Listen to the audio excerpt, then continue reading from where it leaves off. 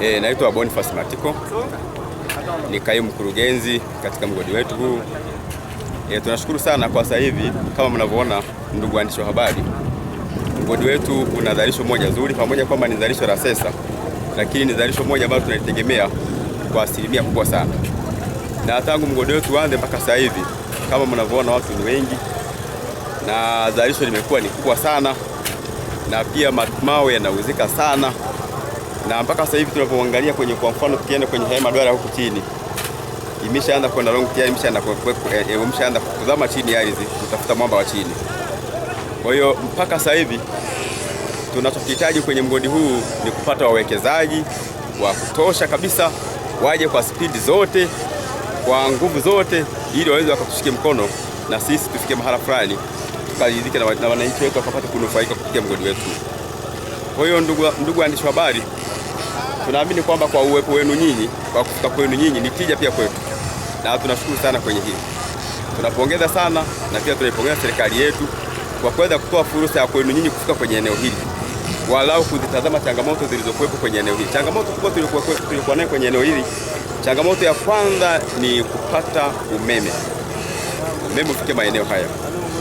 Changamoto ya pili ni barabara sio rafiki sana. Kwa mfano kama tunahitaji kuweka matimba, namna ya ufikaji wa timba hapa kwenye mgodi wetu ni changamoto kubwa sana. Kwa hiyo tunahitaji kupata barabara ambazo zimekaa vizuri, lakini pia tunahitaji kupata umeme kwenye eneo hili kwa ajili ya uzalishaji zaidi kwenda chini.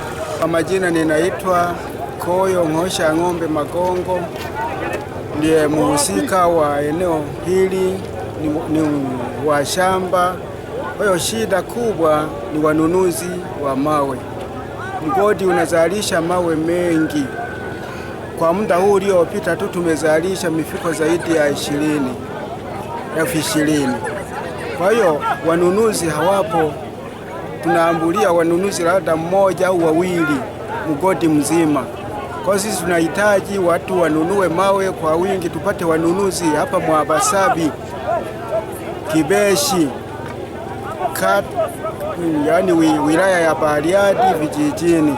Kwa hiyo tunahitaji sana tupate wanunuzi wa mawe, ndio kilio kikubwa. Hata wachimbaji wanahangaika sana, mara nyingine wanakoswa hata namna ya kufanya kazi kwa sababu mawe hayana wanunuzi. Kwa majina naitwa Masunga Sita, ni mkaguzi mkuu wa mgodi wa Julius B Mchunga. Mimi niko hapa naongoza kwa kusimamia usalama wa mgodi. Mgodi ni salama, kuna changamoto iliyowahi kutokea ndani ya mgodi. Toka mgodi uanze mpaka sasa hivi una takriban wiki ya 4, hatuna changamoto yote iliyotupata ndani ya mgodi wetu. Kwa hiyo idara ya ukaguzi inasimamia usalama na inashirikiana na ofisi kuu, na vile vile tunampongeza Alaimo wa mkoa wa Simiyu. Huwa tuko bega kwa bega naye kwenye swala la usalama na anatutembelea kwa wakati, tunapeana ushirikiano. Hatuna changamoto ndani ya mgodi wetu na tunaendelea kufanya kazi kwa kuzingatia usalama wa mgodi wetu. Leo serikali napenda kumshukuru Waziri Mkuu pamoja na Waziri wa Madini kwa kutoa ushirikiano ndani ya mgodi yetu, na ninashukuru sana kwa upande wa wakaguzi. Wameanzisha chama cha wakaguzi ambayo kinaitwa CHAUMITA na wanaendelea kupongezwa sana idara ya ukaguzi, na sisi tunashirikiana kwa pamoja. Vile vile serikali tunaomba ituunge mkono kwenye swala la usalama, na tutazidi kusimamia, na sisi tutamudu kwenye swala la usalama, hatutapata changamoto, hususan kwenye mgodi wa Julius B Mchunga ambao uko Bariadi Simiyu. Tunazidi kusimamia, mimi kama mkaguzi mkuu wa mgodi huu. Asante. Mimi kwa jina naitwa Numbuyaza Nestori, mchimbaji wa Mwabasabi. Nimekuwepo hapa takribani ya wiki 3. Kwa kweli ningependa tu nipongeze mgodi uko vizuri na uzalishaji uko vizuri, kwani ni wengi ambao tumefanikisha. Kwanza kabisa napenda kumpongeza kijana ambaye amekabidhiwa mgodi wetu ambaye ni Chifu Masunga.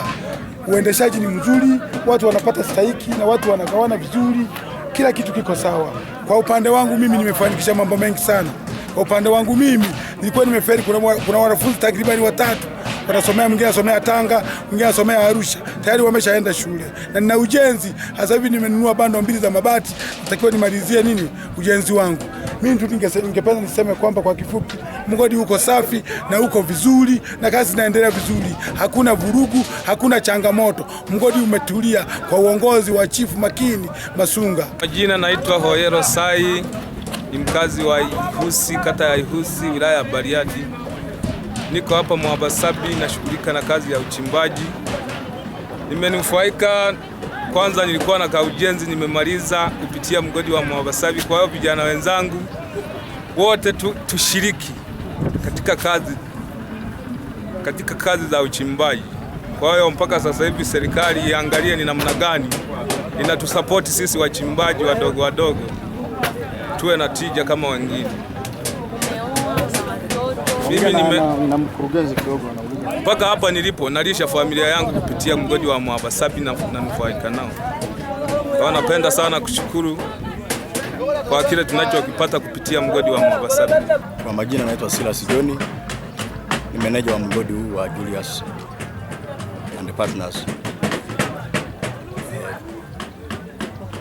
Kueleze kwa ufupi zaidi, mgodi huu umeanza lini na unajishughulisha na nini, na pengine sasa nini ambacho unakitoa labda kwa serikali kuhusiana na uwepo wa mgodi huu? Mgodi wetu takriban ya kama wiki 3. Hii inaenda wiki ya 4. Na kama unavyoweza kuona namna hii ndio uzalishaji ambao tunasema ni uzalishaji wa sesa. Na maana asilimia kubwa wanapokuwa na kuchimba wachimbaji wanakuwa wanatafiti kwa kuchimba mashimo madogo madogo kuelekea mambo yanakoelekea, yani kufuata ile michirizi. Kwa kiwalisia unavyoona zalisho hili ni kwa ajili ya lile zalisho la sesa. Kwa hiyo ni kwa kifupi naweza kusema kwamba sasa hivi mgodi wetu ndio unaanza kujitafuta. Baada ya kutoa mawe ya sesa tunaanza kutafuta yale mawe ya longo. Ina maana duara zinaanza kwenda chini. Kwa maana kwamba duara zingine zinakuwa zinakufa, alafu zinabaki baadhi ya duara chache ambazo zimepata ule mwamba wa longo unaokwenda ule waleli unaokwenda chini kwa ajili ya kutafuta madini. Pengine kuhusiana na fursa ambazo zinatolewa na serikali, nini wachimbaji mmezipokeaje? Sisi hizo fursa tunazipokea vizuri na kama ingependeza tungeliweza kuiomba serikali ya Mama Samia angalau tuwezeshe. Ukiangalia eneo letu halina umeme kwa kiasi fulani, kwa vile mgodi wetu ndo naanza kujitafuta. Tungelipata umeme ingekuwa ni rahisi zaidi na ingekuwa ni fursa kwa serikali kupata kipato, hususan wadau wachimbaji. Tumeanza kupata changamoto ya maji, kuvuta maji, wanatumia generator, wanaweka mafuta, wanatumia generator. Kwa hiyo tukipata umeme itawarahisishia wachimbaji wetu kuweza kufanya kazi hizi kwa urahisi. Lakini pia upande wa